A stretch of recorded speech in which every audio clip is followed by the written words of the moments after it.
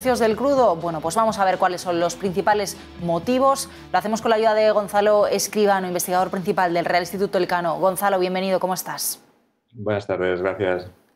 Bueno, si miramos a ese petróleo, ¿cuáles serían los factores que nos están explicando esta subida que estamos viendo en lo que llevamos de año? Teníamos miedo en diciembre, ¿no? Aparece una nueva cepa, Omicron se extiende, teníamos miedo a que aumentaran esas restricciones de nuevo a la movilidad y que eso pudiera afectar a la oferta. Tuvimos alguna reunión de la OPEP en el punto de mira y de pronto, bueno, pues parece que eso no ha sido así y tenemos, por otro lado, ese aumento de la demanda en Asia, también en Europa, tensiones geopolíticas en algunas zonas. Dibújanos, como siempre, ese mapa de factores que tenemos que tener en cuenta.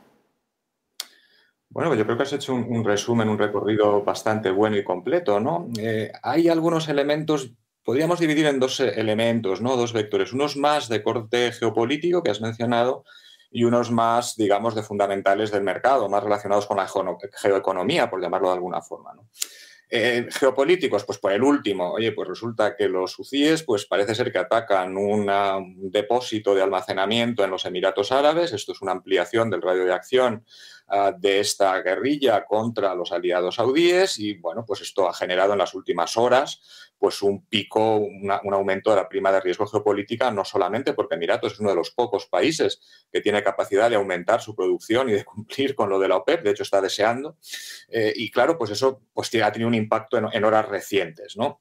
A esto se suma también en el ámbito geopolítico que ha habido problemas en Libia iba bien, pero ahora ha habido otra vez problemas de suministro, ha habido problemas también en Ecuador por accidentes, algunos menores logísticos en Canadá, es decir, un cúmulo de actos, unos de origen más geopolítico, otros de accidentes, que han retrasado un poco o que han afectado a la oferta, ¿no? En el ámbito de política, como bien decías, la OPEP, muchos de los países, pues no son capaces de aumentar. La OPEC se había comprometido a aumentar cada mes 400.000 barriles más de producción para llegar a lo que estaba produciendo antes de que recortase con la pandemia. Y, bueno, pues muchos de esos países no pueden. Hay países que no tienen la inversión, que no tienen los medios y por mucho que quieran producir más, pues es que directamente no pueden. Y los que sí pueden, como son Arabia Saudí, Emiratos, etcétera, pues se ven un poco constreñidos para no, digamos, quitar cuota de mercado a otros socios y mantener la cohesión de la OPEC, ¿no? Con lo cual ahí también está complicado. Finalmente, Estados Unidos, bueno, finalmente por poner un fin en algún sitio, ¿no? Estados Unidos, bueno, normalmente cuando los precios subían a estos niveles, los frackers se ponían a producir como locos, pues ya nos acaba de decir la Agencia Americana de la Energía que probablemente en 2022 van a seguir produciendo 500.000 de barriles diarios menos que en 2019, porque no han cambiado su estrategia, ahora quieren tener beneficios y ya no es aquello de perfora que ya nos lo financiarán, sino que ahora tienen que tener una base más sólida financiera y por tanto han cambiado también su estrategia. Y todo eso pues se está reduciendo por el lado de la oferta. ¿Y qué es lo que ha pasado también? Y con esto concluyo por el lado de la demanda, pues que Omicron parece ser que no ha tenido el impacto que se esperaba que iba a tener en reducción de demanda. De hecho, muchos actores y operadores del mercado habían cancelado pedidos y ahora se encuentran con que no había caído la demanda tanto como se esperaba y se encuentran en la necesidad, en la urgencia, como sea y pagando precios elevados, de recuperar, digamos, ese error de cálculo, ¿no? Podríamos añadir algunos elementos más, pero yo creo que eso más o menos hace un diseño bastante completo de los últimos elementos que hay en juego. Gonzalo, yendo un poquito más a fondo en una de las cuestiones que decías, porque poníamos el foco en la OPEP, ¿no? Y en cómo hay dudas o hay preocupaciones sobre la capacidad de algunas regiones, algunos estados, de poner más oferta encima de la mesa, ¿no? Más crudo dentro del cártel petrolero. Estoy leyendo en las crónicas esta semana un concepto, ansiedad de oferta. ¿En qué precisamente tenemos que fijarnos para entender bien esto, ¿no? ¿Cuál es el acuerdo de la OPEP, esos famosos 400.000 barriles de los que hemos hablado en las últimas semanas y de cara a, bueno, pues a próximos encuentros, ¿qué tenemos que vigilar en este juego de fichas de equilibrios, por así decirlo, ¿no? Abrimos, no abrimos el grifo. Hemos estado durante el periodo de pandemia intentando ver ese equilibrio, ¿no?, que nos iban dando los grandes estados petroleros, de hasta qué punto abrían o no y en qué medida, y ahora, bueno, pues como tú decías, con todo ese mapa y todas estas referencias, ¿qué tenemos que tener en cuenta? Dos elementos, básicamente, ¿no? Primero, la propia cohesión interna de la OPEP y segundo, la propia capacidad de la OPEP para influir en el mercado global, ¿no?, en la situación actual. Con respecto a la cohesión interna, bueno, es que ahí va por barrios, ¿no? Porque claro, hay países que quieren y pueden aumentar la producción, Emiratos Árabes Unidos, por ejemplo. Hay países que pueden, pero no está tan claro que quieran, como es Arabia Saudí, o por lo menos no ellos en solitario, ¿no?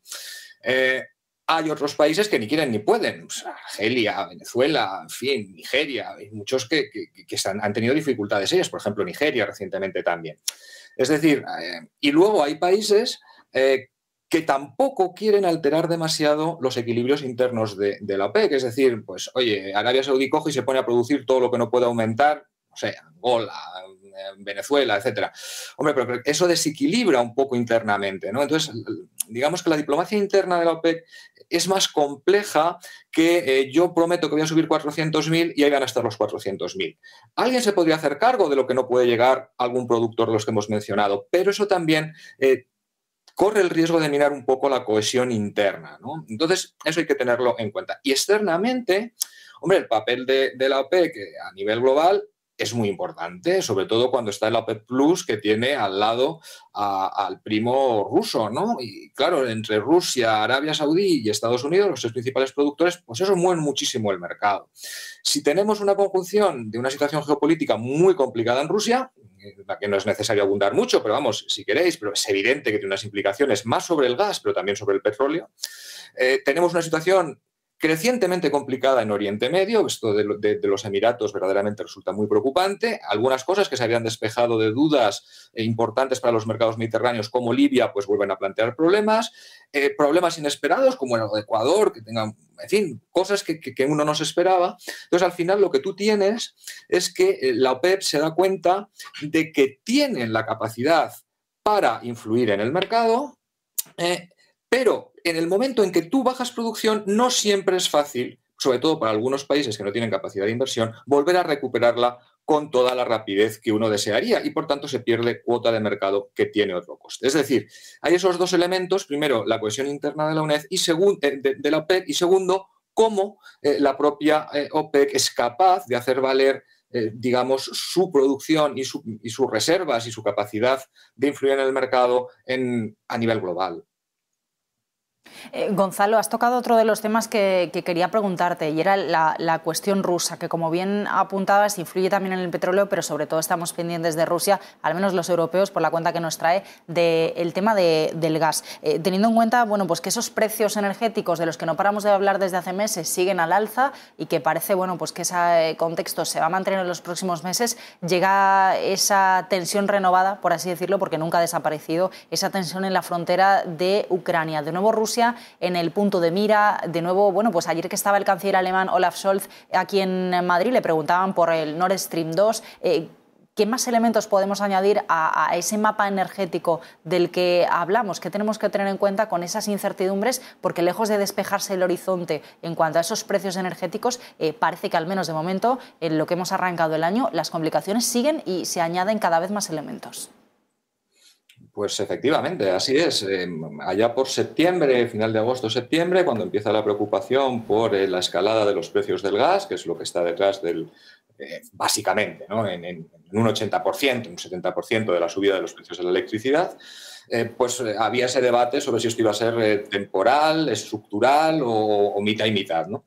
Hombre, cuando han pasado 4 meses parece que es bastante claro que temporal va a ser una temporalidad bastante larga, ¿no?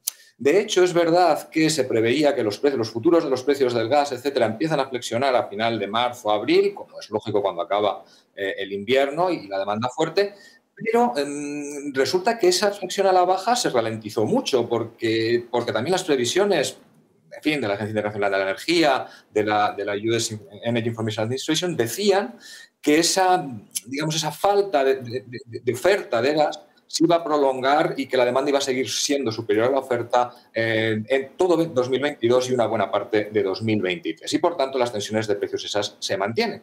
Además, esto ha entrado ya en la derivada de los efectos de segunda ronda, ya es un objeto de debate para la política monetaria y la política fiscal. Ya estamos viendo que en Estados Unidos hay pasos importantes de subida de tipos, en Europa de retirada de facilidades. Es decir, empieza ya a no ser una cosa tan temporal, ni a tener a prolongarse más en el tiempo. El punto de vista sobre Rusia pues es amplísimo, ¿no? ¿Hasta dónde se puede llegar y hasta dónde no? La parte de gas, es verdad que los rusos por una parte cumplen escrupulosamente sus contratos, también es verdad que cuando tú les pides véndeme más, a precio de contado te dicen que no, ¿no? Y es verdad que va a ser muy complicado sacar adelante el Nord Stream 2 internamente, primero en Alemania, pero después a nivel comunitario, si hay un movimiento de tropas o si hay una agresión o una invasión en Ucrania. Es que esto es una cosa que verdaderamente es muy seria, ¿no? No estamos hablando de cualquier cosa. Entonces, si se puede decir que vienen curvas, pues sí, vienen curvas. Ahora, ¿cuál es la posibilidad de que haya una confrontación abierta en el este, ¿no? En Ucrania?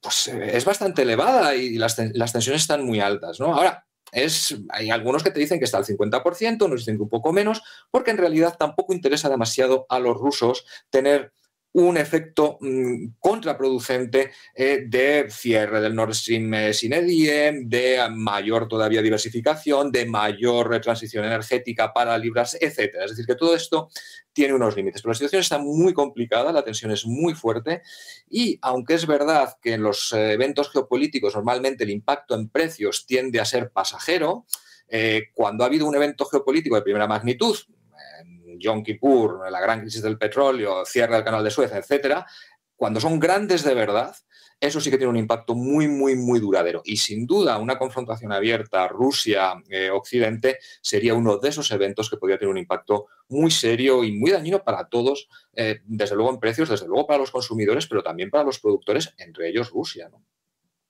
Desde luego que sí. Pues Gonzalo Escribano, como siempre, desde el Real Instituto Elcano, muchísimas gracias. Buenas tardes. Gracias, buenas tardes. Nos vamos a ir a publicidad y vamos a dejar el mercado